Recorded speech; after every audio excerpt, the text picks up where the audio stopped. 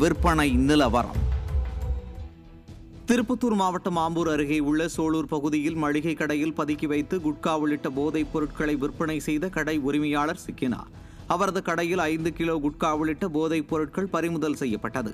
வடமாநில வியாபாரிகளிடமிருந்து போதைப் பொருட்களை வாங்கி வந்து விற்பனை செய்த மளிகை கடை உரிமையாளர் விஜயகுமார் பிடிபட்டார்.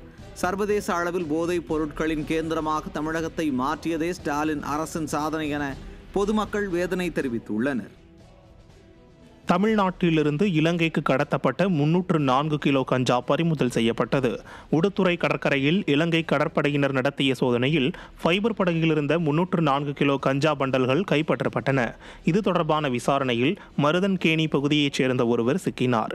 ராமநாதபுரம் மாவட்டத்தில் கஞ்சா பதுக்கல் கடத்தல் சம்பவங்கள் அதிகரித்து வரும் நிலையில் திறனற்ற திமுக அரசின் ஏவல் துறை இத்தனை நாளாக கும்பகர்ண தூக்கத்தில் இருந்ததா என மக்கள் கேள்வி எழுப்பியுள்ளனர்.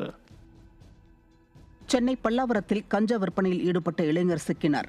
அப்பளநாயுடு என்பவர் பல்லாவரம் அனகாபுத்தூர் பகுதியில் கஞ்சா விற்பனை செய்து வந்த நிலையில் தற்போது பிடிபட்டார். அவரிடமிருந்த 140 கிலோ கஞ்சா பறிமுதல் செய்யப்பட்டது.